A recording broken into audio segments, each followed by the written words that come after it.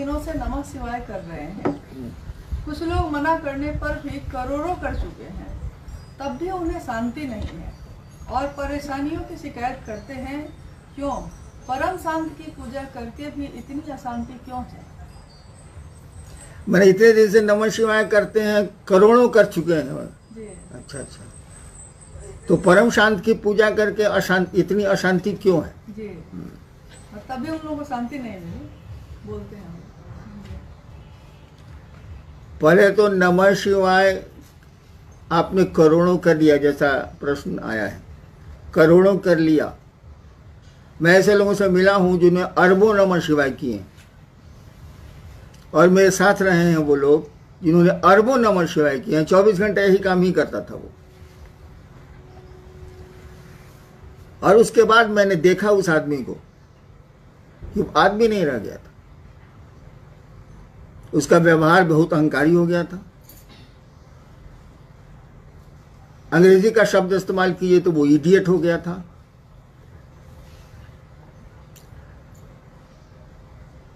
अव्यवहारिक हो चुका था, किसी से ठीक से बात नहीं करता था। तो अभी तो आपने कहा कि नमः शिवाय करके भी परेशानियां आए, इतने नमः शिवाय किया। एक आदमी तो मैंने देखा है कि नमः शिवाय करके सबको डांटते चलता था। मर गया वो आदमी, नहीं है धरती पर, लेकिन मैंने देखा है। क्यों ऐसा हुआ? नमः शिवाय का अर्थ है शिव को प्रणाम, शिव को नमन। उस सर्वोच्च सत्ता को आप प्रणाम निवेदित कर रहे हैं, झुक रहे हैं आप। ये नमः शिवाय करके तन कैसे गए आप? कहीं जरूर गड़बड़ी है, और भीषण गड़बड़ी है। सामान्य आदमी भी बेकार हो गया नमः शिवाय करके। इसीलिए कि नमः शिवाय में दो स्थितियां होती हैं। एक, नमः शिवाय का अर्थ में जो भाव छिपा है वो, जैसे नमः शिवाय का अर्थ है शिव को नमन, शिव को प्रणाम। इसमें भाव क्या छिपा है? मन आपका झुकेगा भाई साहब। प्रणाम करिएगा किसी को तो मन झुकेगा। बिना झुके भी प्रणाम होता है, खूब होता है। हम लोग लाचारी में धरती पर बहुतों को प्रणाम करते हैं और मन ही मन सोचते हैं कि साल कहां से बैठा गया, आज खाना नहीं मिलेगा। ऐसे भी प्रणाम होते हैं औपचारिक, लेकिन शिव को तो औपचारिक प्रणाम नहीं चलेंगे। वहां तो मन को प्रणाम की स्थिति में जाना होगा। नमः शिवाय का अर्थ और चैतन्य मंत्र में दो चीजें होती है। तो नमः शिवाय का अर्थ तो क्लियर है, बहुत हल्की सी संस्कृत है, नमः शिवाय, शिव को प्रणाम। लेकिन इसका अर्थ है शिव को प्रणाम, उसके में भाव क्या है? रोड पर चल रहे हैं, कका गोड़ लगता नहीं, अब मने मन सोच रहे हैं साला ककवा कहां से बेटा गया, आज तो नाश्ता नहीं मिलेगा। वाह, ये प्रणाम नहीं है। तो नमः शिवाय में शिव को प्रणाम करने का भाव छिपा है, शिव को नमन करने की स्थिति छिपी है। मन जब शिव को प्रणाम करेगा तो ये झुकना सीखेगा, विनीत होगा। कहा जाता है अकड़ और अहंकार दो चीजें न भक्ति मार्ग में चलती हैं न शिष्यता में चलती हैं। अकड़ और अहंकार से बचना होगा। और चैतन्य, मंत्र में चैतन्य होता है। ये शिव क्या है?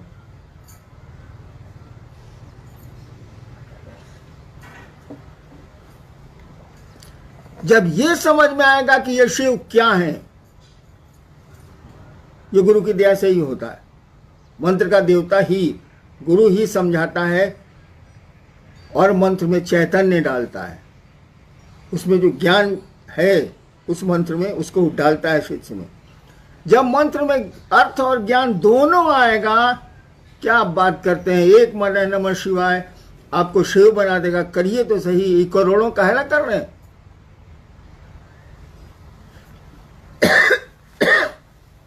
हमने कहा ना कि एक माला नमः शिवाय करिए, एक एक दाने पर शिव को प्रणाम करिए। तो हम तो लोग तो गिनती करते हैं, 108 हो गया। माला में तो 108 दाने दिए ही हुए हैं, उसको गिनती क्या करनी। और सांसों पर करिएगा तो सांसों की माला पे तो गिनती का सवाल ही नहीं है। और आपकी सांसें भी फिक्स्ड है, हर एक आदमी को तय है कि कितनी सांसें लेगा ये धरती पर।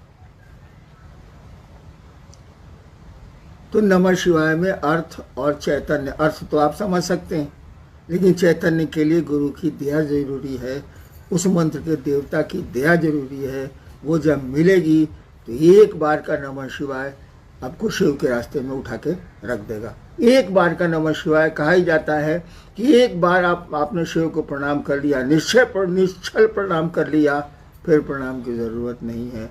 फिर तो मन परमानेंट अस्थायी रूप से शिव भाव में चला जाएगा। आपने करोड़ों किए हैं, हुआ क्या?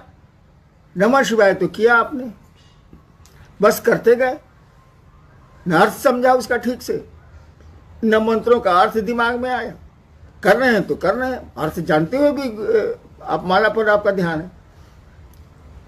और मन धीरे धीरे समझने लगा कि हम तो 1 लाख 2 लाख 1 करोड़ नमः शिवाय कर दिए, साला सामने वाला क्या बोलेगा हमसे। और अहंकार आपको छाया। अहंकार किसी को भी छाएगा तो धरती पर उसके संबंध बिगड़ेंगे, आध्यात्म में तो पूरी तरह बिगड़ जाएंगे। इसलिए याद रखिए भाई साहब, शिव शिष्यता में या भक्ति में अकड़ और अहंकार इसको हटाइए। इसके जब तक ये नहीं हटेगा तब तक आपका नमः शिवाय फलदायी नहीं होगा। वैसे धरती के छोटे मोटे काम हो जाएंगे। नेक्स्ट। आरा से शिव शिष्य हैं। आपने कहा आओ चलें शिव की ओर, अब तो चल भी रहे हैं, फिर भी परिणाम नहीं है। कष्ट बहुत है, मन भागता रहता है, आखिर क्यों है ऐसा? जब भी जीवात्मा, जब भी कोई इस धरती पर योनिगत होता है, आता है,